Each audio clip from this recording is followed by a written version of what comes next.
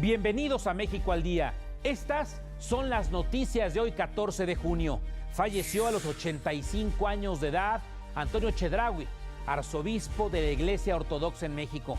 El presidente Peña expresó sus condolencias a sus familiares y amigos. El SAT informó que se registró una recaudación de impuestos sin precedentes. El titular de Gobernación reiteró el compromiso de la Federación en la lucha contra la violencia de género. Un tribunal de Guatemala recibió la solicitud del gobierno de México para la extradición del exgobernador de Veracruz, Javier Duarte de Ochoa.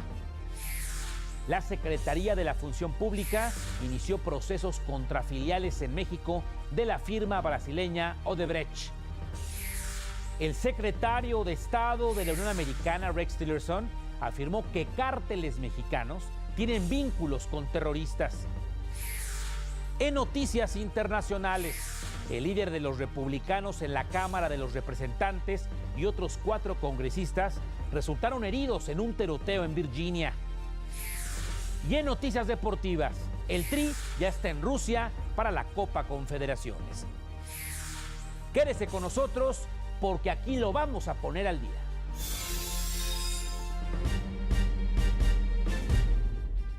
Muy buenas tardes, noches. Mi nombre es Gustavo Rentería y les saludo con el gusto de siempre. Bienvenidas, bienvenidos al Telediario México al Día. Esta es la información sin adjetivos de este miércoles, mitad de semana, 14 de junio ya de 2017.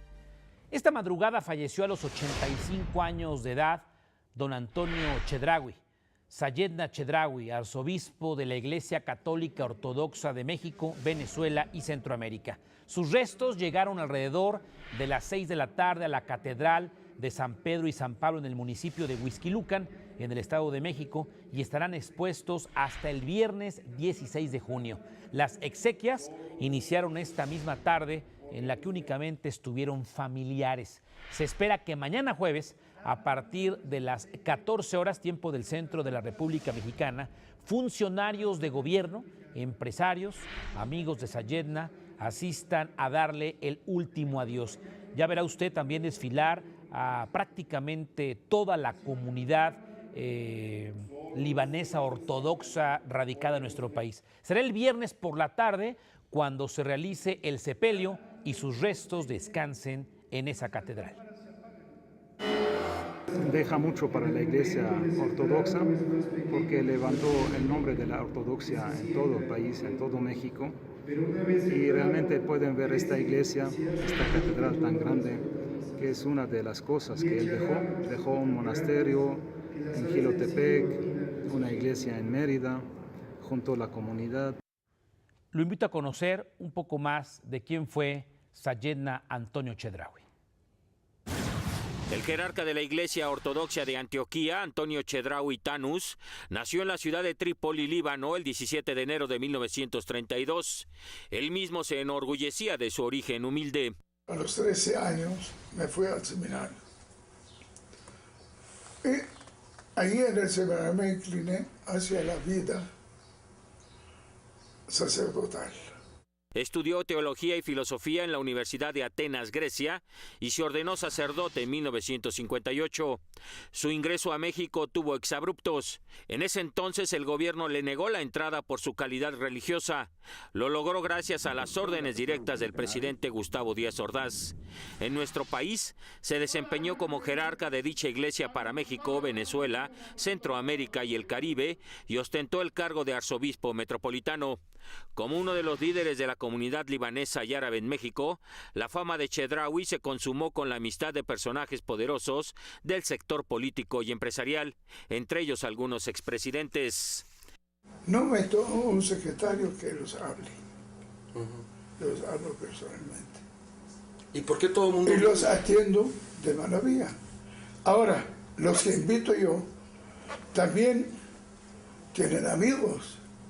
Entre sus obras destaca la construcción de la Catedral de San Pedro y San Pablo, ubicada en Huixquilucan, en el Estado de México. Además, fue miembro de la Academia Nacional de Historia y Geografía, auspiciada por la UNAM. Murió este miércoles a los 85 años a consecuencia de un cáncer de pulmón. Descanse en paz. Para México al Día, Gustavo Castillo.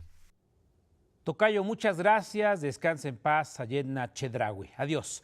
Osvaldo Santín, jefe del SAT, destacó que en la presente administración la recaudación de impuestos ha logrado cifras sin precedentes. Explicó que el 95% de lo recaudado es por cumplimiento voluntario y dijo que al día de hoy hay más de 60 millones de contribuyentes. Un dato, el doble de lo que había hace apenas 6 años. En el 2012, la recaudación de impuestos tributarios representaba 8.5% del PIB. En el 2016, esa cifra fue del 13.9%. Son 5 puntos del PIB adicionales, que si lo vemos en tasas de crecimiento, es una tasa de crecimiento promedio del 16%. En ningún periodo similar se ha tenido un crecimiento tan acelerado de la recaudación tributaria. Luego de inaugurar la Expo Nuevos Servicios Digitales, Santín Quirós dijo que al 11 de junio el retorno de capitales supera los 23,000 millones de pesos, pero esto se va a incrementar. Han generado una recaudación adicional de 1.300 millones de pesos. Y no solamente el monto es importante, sino también la forma en que se está acelerando. Solamente la semana pasada, en una sola semana, el monto se duplicó. Y todavía nos faltan 4 semanas más.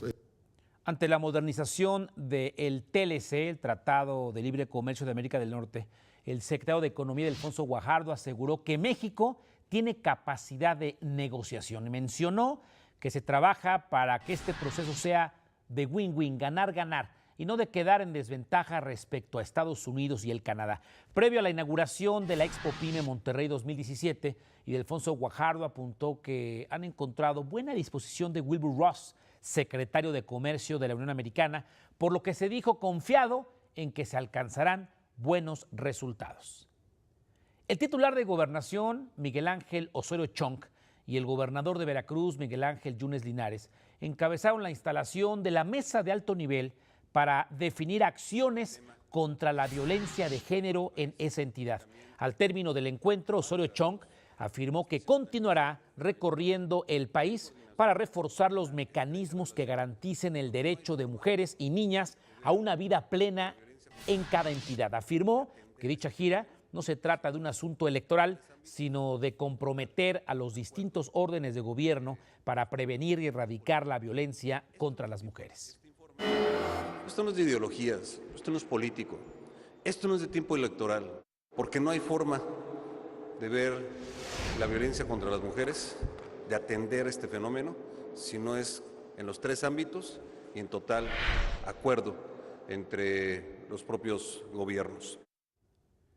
Un tribunal de Guatemala confirmó que recibió la petición del gobierno mexicano para la extradición del exgobernador de Veracruz, Javier Duarte, con lo que empezó ya a correr un plazo mínimo de 10 a 15 días para continuar con el trámite sobre la entrega o no del político tricolor. Javier Duarte es acusado por los delitos de delincuencia organizada y operaciones con recursos de procedencia ilícita, así como por abuso de autoridad, incumplimiento del deber legal, peculado, tráfico de influencias y coalición. La Secretaría de la Función Pública inició 4 procesos sancionatorios contra filiales de la empresa constructora brasileña Odebrecht, esto aquí en el país. 2 de estos procesos son dirigidos a empresas filiales, mientras que otros 2 son en contra de sus representantes legales, esto como resultado de la investigación que inició el 22 de diciembre del año pasado y que vincula a algunos contratos pertenecientes a Pemex, empresa que ha colaborado en todo momento con la investigación. Ahora, Odebrecht y sus representantes tienen derecho, de acuerdo con la ley, a presentar las pruebas que consideren pertinentes para su defensa. Bueno, le quiero informar que el gobierno de Durango me ha confirmado que se han presentado diversas denuncias por una serie de irregularidades en cuestiones de lana en contra de Rafael Herrera Piedra, el hombre más cercano a Jorge Herrera Caldera, exgobernador del estado de Durango. Rafael Herrera Piedra ya está tras las rejas. Prohibido cambiarle. Buenas tardes, noches.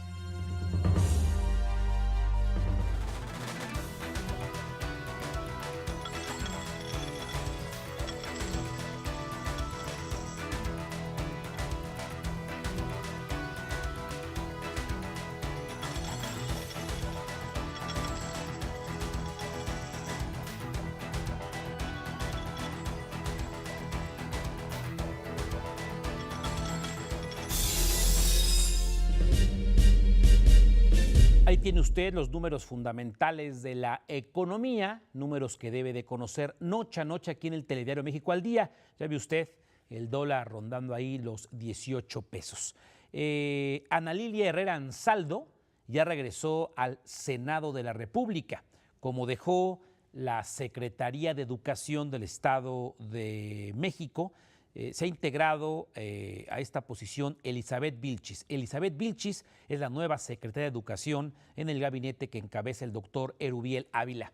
El presidente va a participar en la 22ª cumbre de la Alianza del Pacífico en Cali, allá en Colombia, esto los días 29 y 30 de este mes. Así lo informó la Secretaría de Gobernación a la Comisión Permanente del Congreso. En este marco, el presidente mexicano va a clausurar el 4º encuentro empresarial de la Alianza del Pacífico. En esta edición de la cumbre, Chile va a entregar la presidencia pro tempore a Colombia, quien la ostentará de julio del 17 a julio de 2018.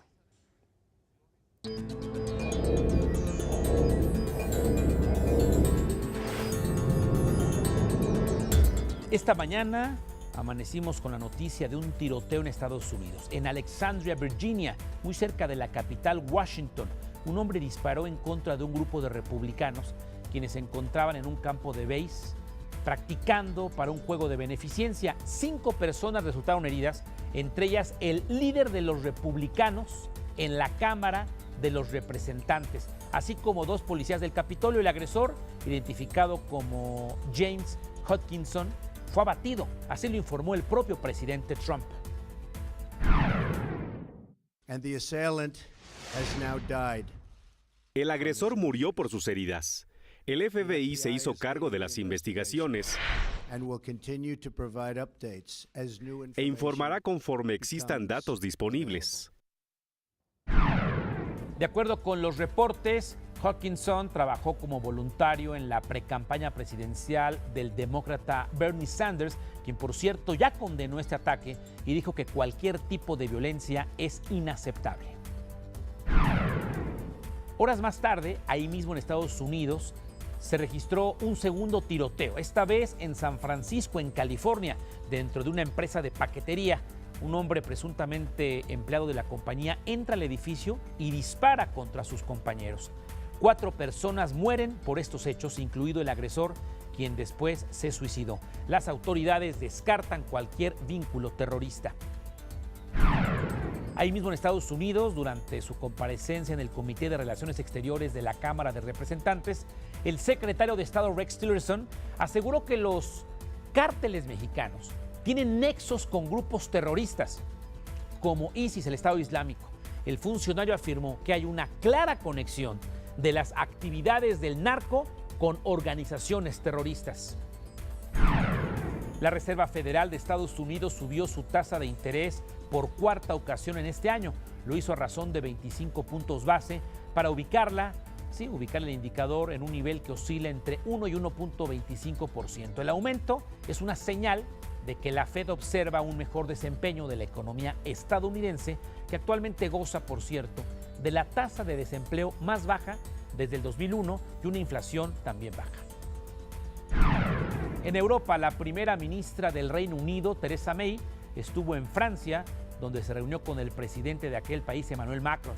Acordaron reforzar el combate al terrorismo, sobre todo el que se disipa a través de Internet. También hablaron del Brexit, de la salida británica de la Unión Europea. Francia desea que la negociación empiece tan pronto como sea posible, para mantener los intereses de la Unión Europea en el corto, mediano y largo plazo. Hemos sido claros en que queremos mantener una relación y una asociación cercana con la Unión Europea y sus estados en el futuro. El cronograma para el Brexit está en curso e iniciará la siguiente semana. Ahí mismo en el Reino Unido, una nueva tragedia azotó a Inglaterra. En Londres se registró un incendio en la Torre Grenfell, un edificio de 24 pisos donde habitaban cerca de 500 personas. Hasta el momento, el resultado por este siniestro es 12 muertos, hay 69 heridos, 18 de ellos muy graves, por lo que la cifra, desgraciadamente, de víctimas mortales podría incrementarse. Hasta el momento, se desconocen las causas de la conflagración.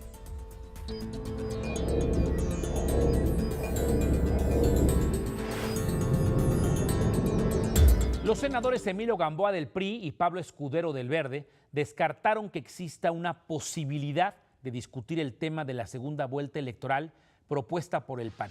Ambos afirmaron que para abordar este tema, pues ya se venció el plazo y que en caso de abrir un periodo extraordinario, primero se deben resolver temas prioritarios como lo son la Ley de Seguridad Interior, la designación del fiscal anticorrupción y la modificación a la Ley de Hidrocarburos, entre otros muchos temas.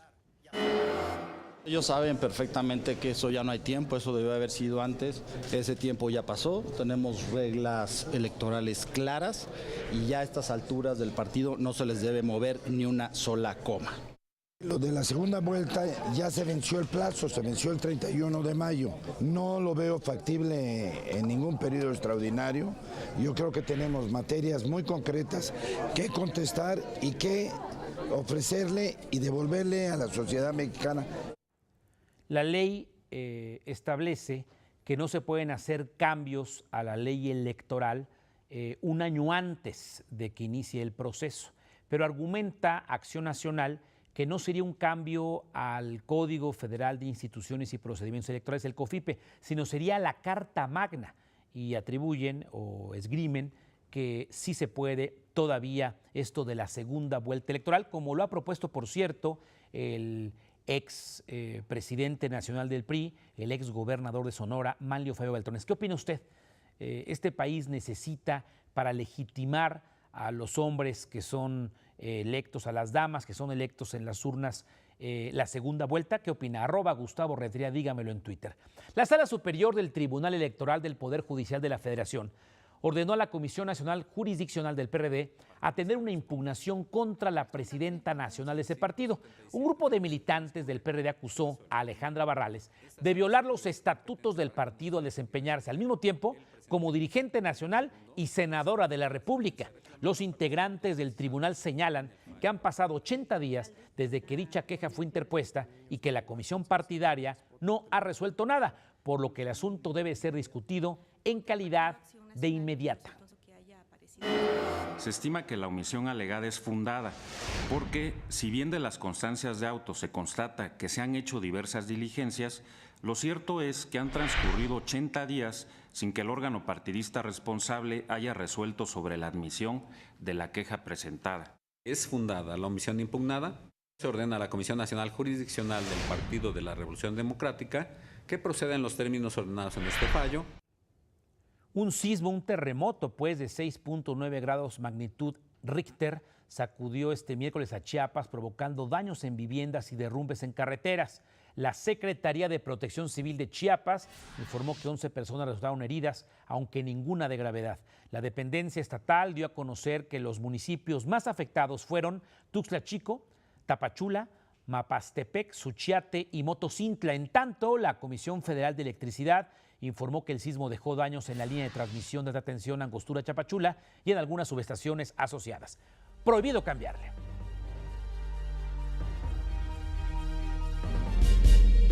Pemex informa que continúa atendiendo el incendio que se registra desde hace varias horas en una bodega de almacenamiento de la refinería Antonio Dovalí del puerto de Salina Cruz en Oaxaca. Informó que 9 personas resultaron heridas, de las cuales fueron dadas de alta ya 8. Detalló que las fuertes lluvias en la entidad, provocadas por la tormenta tropical Calvin, ocasionaron inundaciones en diversas áreas de la refinería, las cuales produjeron el desbordamiento de presas de residuos y el derramamiento de aceite, que al alcanzar un punto de ignición desata el incendio. Por su parte, la Coordinación Estatal de Protección Civil informó que al menos 550 personas de las 5 colonias aledañas a la refinería fueron desalojadas.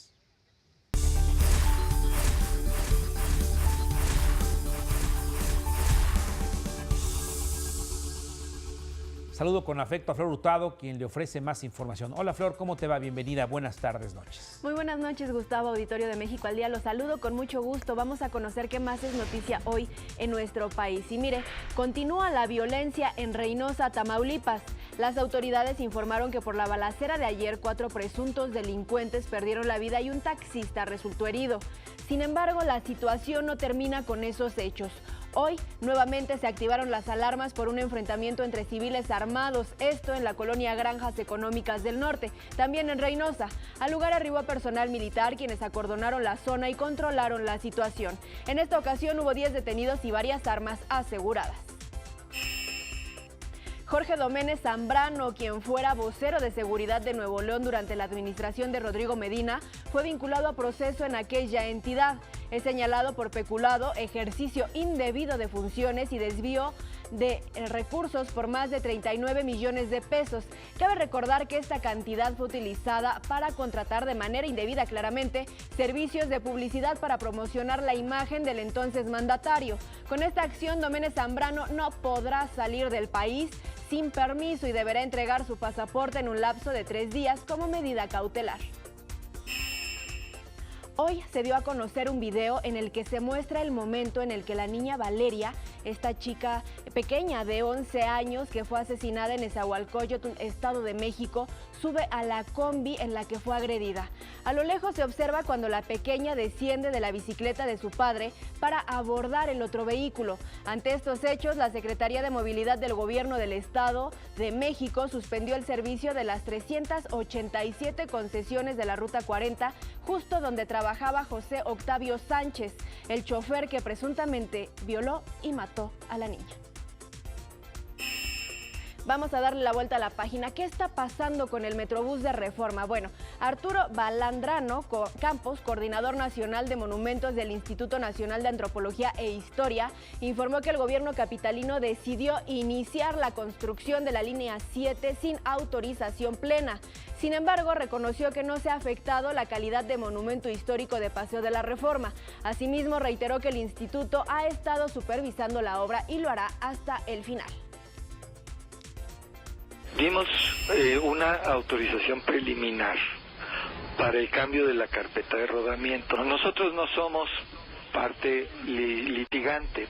Nos pidió un informe el juez, nosotros le dimos el informe de el valor patrimonial de las zonas que atraviesa la línea y sí nos da gusto que el juzgador reconozca los valores patrimoniales de las zonas que atraviesa la línea. Al respecto, Miguel Ángel Mancera, jefe de gobierno de la Ciudad de México, dijo que es respetuoso de las instituciones, pero advirtió que el proyecto del Metrobús en Paseo de la Reforma va porque va. Soy respetuoso de las instituciones, pero todo tiene un límite. Entonces, vamos a ir de la mano a este litigio, pero si tengo que mover algo, si tengo que quitar algo para beneficio de la gente, no me importa que nos amenacen con que nos van a denunciar, que violamos sus pensiones. Yo tengo que ver por el beneficio de la gente. Además, lo voy a hacer yo. El que lo va a hacer soy yo. Ahí las declaraciones del jefe de gobierno de la Ciudad de México. Hasta aquí la información nacional. Es momento de ir al mundo de los deportes con mi compañero Jorge Rubio. Muy buenas noches.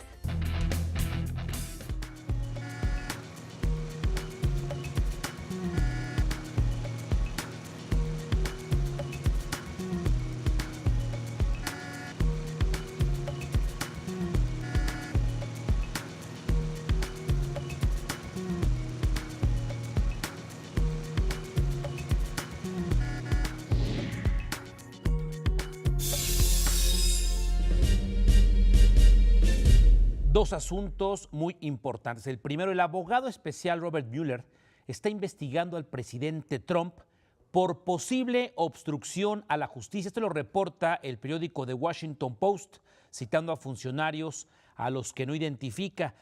Cita fuentes anónimas, pero el periódico ha hecho un revuelo allá en la Unión Americana. Dice que altos funcionarios de inteligencia aceptaron ser entrevistados por investigadores que están trabajando con el fiscal especial Robert Mueller. Y también le comparto que, acompañados por el líder nacional del PAN, Ricardo Anaya, los candidatos que conformaron el Frente por un Coahuila Digno ya fueron ante el Instituto Electoral de Coahuila y han presentado la impugnación a la elección. Dicen que es una impugnación muy documentada, quizás la más documentada en la historia de las elecciones de nuestro país. En las instalaciones del IEC, Instituto Electoral de Coahuila, el abanderado panista Guillermo Anaya explicó que se trata de una impugnación basada en 14 agravios contenidos en 5 cajas con más de 1,000 hojas. Veremos qué dice el Instituto Electoral, qué dice el Tribunal Electoral de Coahuila y seguramente el Tribunal Electoral del Poder Judicial de la Federación. Al inaugurar el Foro Internacional de Infraestructura Física Educativa, el titular de la SEP, Aurelio Nuño, afirmó que a través de los años México se ha enfrentado a grandes retos en materia de educación básica, siendo su estructura inmobiliaria uno de los principales. Destacó también que México tiene uno de los sistemas de educación más grandes del planeta. El día de hoy, casi 100 años después, México tiene uno de los 5 sistemas de educación pública más grandes del mundo, con 34 millones de alumnos, con 2 millones de maestros y en total con un poco más de 260,000 planteles educativos, desde el preescolar hasta la educación superior. El titular de la SEP aseguró que será en agosto cuando la SEP realice el curso de capacitación para los maestros que presenten su próxima evaluación docente. Este curso, además de ser gratuito, estará abierto a cualquiera que lo quiera tomar. El curso estará disponible entre finales de julio y principios de agosto para que los maestros se puedan preparar. Como saben, la evaluación será en noviembre y la capacitación que se les va a dar a los maestros tiene que ver obviamente con los conocimientos disciplinares para el examen que van a presentar, por supuesto también la actualización pedagógica, pero de manera central el desarrollo del proyecto educativo.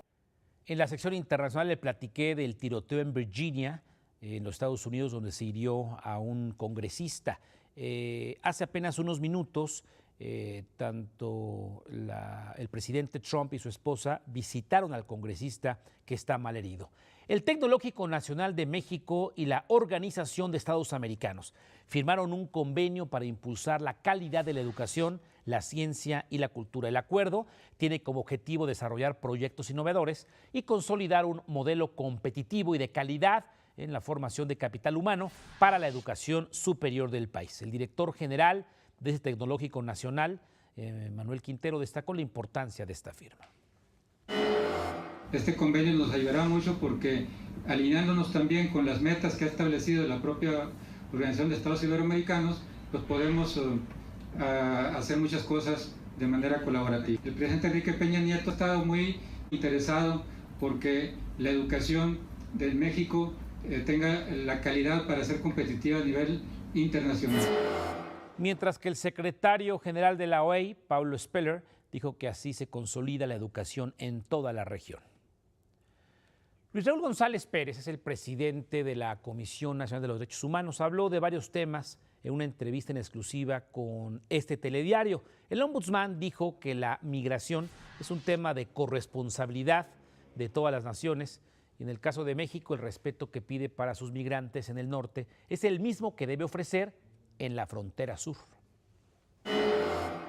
En octubre del año pasado se reunieron en Nueva York, en la ONU, los países afiliados a la ONU, y ahí declararon la corresponsabilidad de las naciones participantes en el tema de migración. O sea, no es un problema unilateral, es un problema de las naciones. Lo ideal es, desde luego, frente al derecho de las naciones de regular la migración, pues que las mismas sean en una corresponsabilidad y que las migraciones sean reguladas.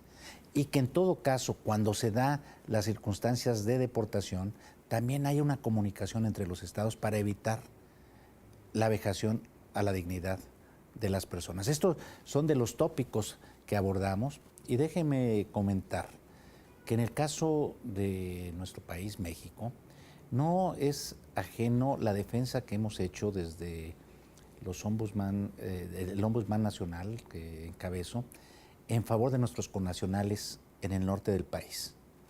Pero lo que hemos señalado es que esa política que exigimos hacia el norte del país, hacia los Estados Unidos, tenemos que aplicarla en el sur de nuestro país, en la frontera sur de nuestro país.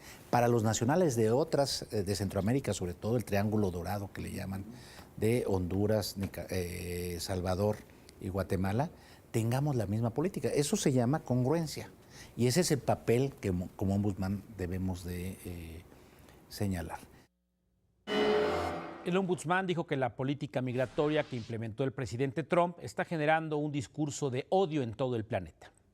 Frente a esta política de los Estados Unidos que endureció la política migratoria en varios sentidos y que afecta a varios países, sobre todo a México, por el cambio de política, si bien no se ha actualizado la deportación masiva, se ha generado miedo, temor, ¿sí? Hacia las personas que emigran, porque tuvo un efecto, sí se ha reducido la migración a Estados Unidos. Pero lo grave de todo esto, aunque no haya deportación masiva como se pensaba, tiene efectos perversos esta política que se aplica en el norte, en el país del norte, porque trae aparejado un discurso de odio. El discurso del odio es muy peligroso, ¿no? Y entonces, parte de lo que hemos hecho como ombudsman mexicano es levantar la voz. Y en esto hemos sido acompañados, y así quedó evidenciado en esta cumbre, por varios países. Ese discurso de odio está generando polarización en las escuelas, en los barrios, en las colonias, en la sociedad americana. Yo no estoy hablando de la política de una sociedad, en este caso la americana, estoy hablando de la política de las autoridades, ¿no? Y entonces, parte de lo que hemos hecho como ombudsman mexicano es levantar la voz. Y en esto hemos sido acompañados, y así quedó evidenciado en esta cumbre, por varios países. El titular de la CNDH dijo que el acceso a las nuevas tecnologías es un derecho de los ciudadanos. Sin embargo, advirtió que el crimen organizado está haciendo uso de ellas. Le voy a programar avisos. Volveré.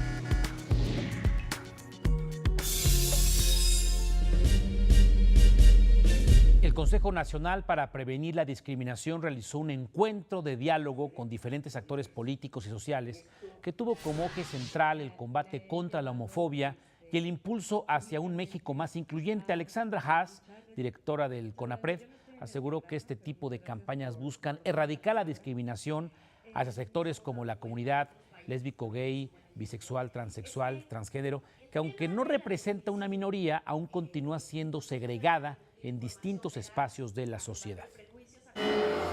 Lo que queremos crear justo es esto, un espacio en donde haya representación de muchos sectores y en donde nos demos cuenta que somos muchos y muchos quienes queremos un mundo sin homofobia, quienes queremos vivir en un mundo en donde entendamos que las diferencias de orientación sexual no pueden de ninguna manera constituir una base para la discriminación. Esta campaña estará en los medios y en las redes. La intención es combatir este tipo de discriminación desde la educación básica. La homofobia es un prejuicio que tiene su raíz muchas veces en muchas personas en la desinformación, en el desconocimiento. A mí me gustaría ver a la Secretaría de Educación Pública más involucrada en este tipo de acciones, ¿no? Porque me parece que la acción educativa aquí es primordial. Hoy rindieron protesta 8 de los 10 consejeros honoríficos que integran el Consejo Consultivo del Instituto Nacional de Transparencia, Acceso a la Información y Protección de Datos Personales. Su labor consistirá en implementar mecanismos que permitan vincular a los sistemas de transparencia, anticorrupción y fiscalización, así como el de justicia penal acusatorio, con el fin de transparentar su labor hacia los ciudadanos. Protestan guardar y hacer guardar la Constitución Política de los Estados Unidos Mexicanos, las leyes que de ella emanen y desempeñar leal y patrióticamente el cargo de consejeros honoríficos del Consejo Consultivo del Instituto Nacional de Transparencia, Acceso a la Información y Protección de Datos Personales que se les ha conferido por los plazos asignados por la Asamblea del Senado, mirando en todo por el bien y prosperidad de la Unión. El rector Graue hizo un llamado para que el país invierta mucho más en tecnologías verdes, asegurando que cualquier nación que invierte en este sector garantiza una industria fructífera que genera a su vez un mejor crecimiento económico. Inauguró la Cumbre Internacional de Estudiantes de Energía 2017, esto en Mérida, y ahí el rector afirmó que además de invertir en esta tecnología, también México debe garantizar que se cierre la brecha de la desigualdad, ya que actualmente 1.800.000 mexicanos carecen de energía eléctrica en sus hogares. 1.800.000. El poeta, narrador y ensayista Raúl Renán, uno de los autores de poesía experimental más representativos de México, falleció a los 89 años de edad aquí en la Ciudad de México. Renán nació en Mérida el 2 de febrero del 28. Estudió letras modernas en la Facultad de Filosofía y Letras de nuestra UNAM. Fue editor y coordinador de talleres literarios, donde estuvo atento a la formación y acompañamiento de nuevos poetas. Colaborador de secciones culturales en medios como La Jornada y Reforma, Renán fue además miembro del Sistema Nacional de Creadores de Arte desde el 99 y creador emérito desde el 2011. Recibió la Medalla Yucatán en el 87 y es premio Antonio Medis Bolio en el 92. Entre su obra publicada de poesía se encuentran los libros Cómo fue el presagio, Los niños de San Sebastián y El viajero en sí mismo. Descanse en paz. Rafa García Villegas, te saludo con afecto. Es una producción de nuestro canal hermano, el Canal 22. ¿Qué tal, mi estimado Gustavo? Muy buenas noches, amigos de México al Día. Vamos con la información cultural. Por tercer año consecutivo, el Centro Cultural de España en México será sede de una feria que nos permite conocer esas propuestas musicales que se están abriendo camino de forma independiente.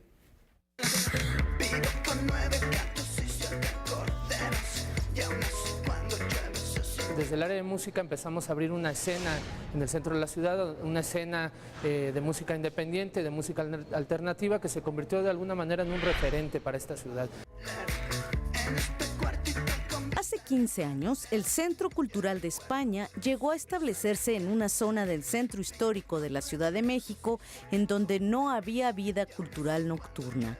Hoy celebra que década y media después, esto ha cambiado en mucho gracias a un trabajo ininterrumpido de presentar espectáculos de calidad, y lo hace con la Feria de la Música Independiente. Y el centro justo tiene esa idea de fortalecer el papel de la acción cultural como una variable fundamental del desarrollo, ¿no? Un espacio abierto a las expresiones musicales de esta ciudad y un espacio abierto también a los jóvenes que buscan acceder a diferentes alternativas para el disfrute de la cultura y el pleno disfrute de sus derechos culturales. Una extraordinaria recomendación para este fin de semana: llenar los sentidos con música alternativa. Y el Centro Cultural Estación Indianilla nos invita a ponernos en los laberintos pictóricos de Fanny Kashmer. 2 años de trabajo fue lo que le tomó a Fanny Kashmer realizar en el Centro Cultural Estación Indianilla su más reciente exposición titulada Laberintos. Lo que quise yo, que es estar buscando un centro y un equilibrio. Como que el ser humano todo el tiempo estamos tratando de buscar este centro y este equilibrio. Y estos son los laberintos. El tratar de buscar ese centro y equilibrio a donde siempre hay algo claro y algo oscuro. Algo bueno, algo malo, algo positivo, algo negativo. Y esto es lo que me lleva a darle nombre a esta exposición, Laberintos. Todas estas obras, estas 70 obras que están acá, son parte de mis laberintos. ¿Por qué? Porque son vivencias, sentimientos, imágenes visuales, sentimientos, música, todo tratado de expresar dentro de estas obras de arte, a base de mis pinceladas.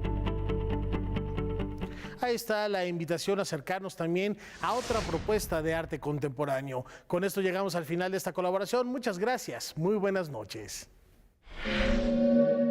¿Usted qué opina de la posible segunda vuelta electoral en nuestro país? Le voy a dar un dato. Los nuevos gobernadores y seguramente el próximo presidente de México no obtiene más del 30 y tantos % de los sufragios. En otras palabras, el 70% de los mexicanos no estaría o no está con el próximo presidente de México. 30% de votos, 70% en contra. Una de las maneras para darle legitimidad a este personaje y también hacia los gobernadores y a los alcaldes sería la segunda vuelta electoral. El primero y el segundo lugar van a esta segunda convocatoria y la gente, pues en su cabeza habla del voto útil. Dicen, pues me conviene más esta persona, ya no ganó mi candidato, pero voy por este, o afianzo el triunfo de quien voté en la primera vuelta. ¿Qué opina al respecto? Y también es momento de opinar sobre las alianzas electorales. Algunos dicen que PAN-PRD sería la manera de sacar al PRI de la residencia de Los Pinos, o el petista Óscar González dice que una alianza Movimiento Ciudadano, Morena, PRD, PT podría sacar al PRI. ¿Usted qué opina al respecto? ¿Agua con aceite se vale en temas electorales? Prohibido cambiarle. Buenas tardes, noches.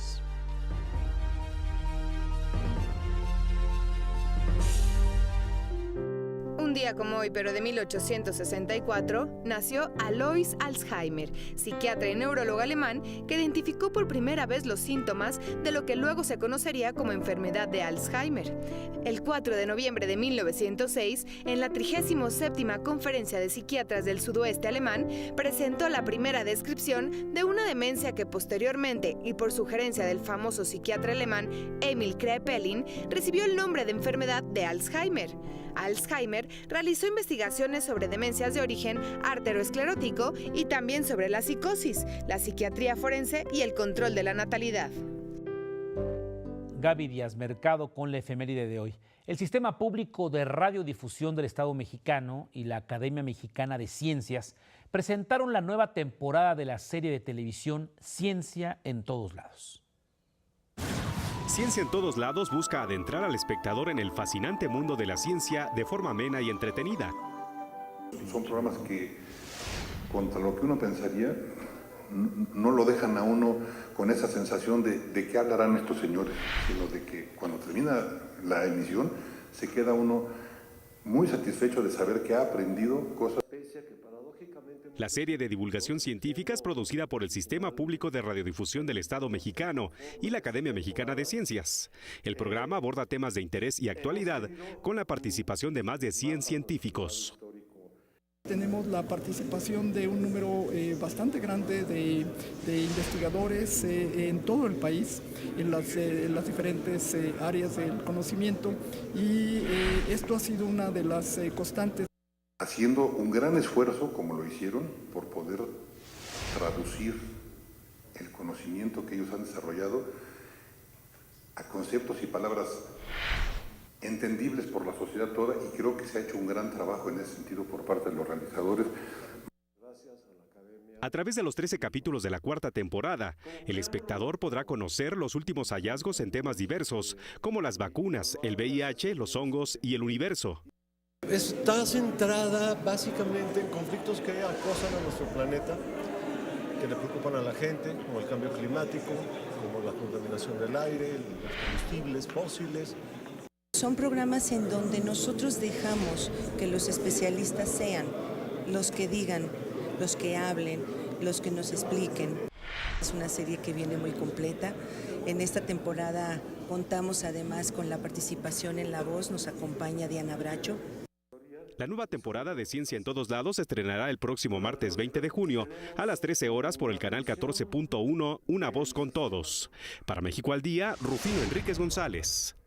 Buenas noches. En México al Día es momento de hacer un repaso de los hechos más importantes ocurridos aquí y en todo el planeta, informa Ruth Alarcón. Murió el arzobispo Antonio Chedraui a los 85 años debido al cáncer de pulmón que padecía y que se le había agravado desde el año pasado.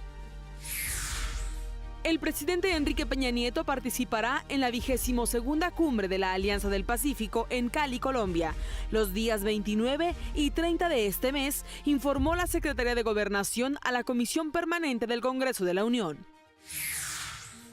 El secretario de Economía, Ildefonso Guajardo, aseguró que México tiene capacidad para renegociar el Tratado de Libre Comercio de tal forma que el proceso sea un ganar-ganar.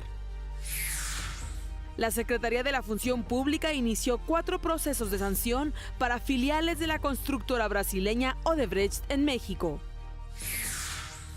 En el mundo, este miércoles se registraron 2 nuevos tiroteos en Estados Unidos. Como resultado, 4 personas perdieron la vida.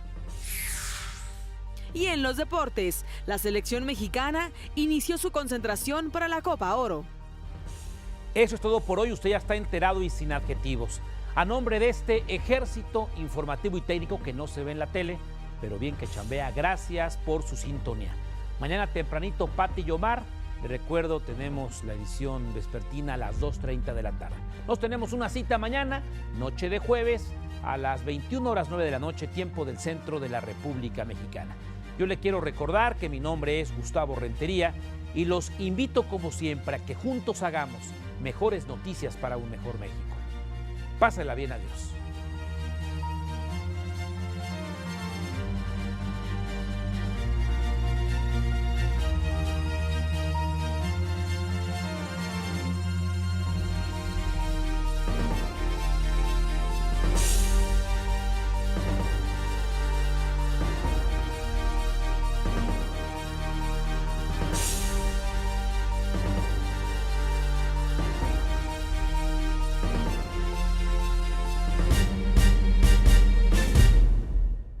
Esto es México al Día.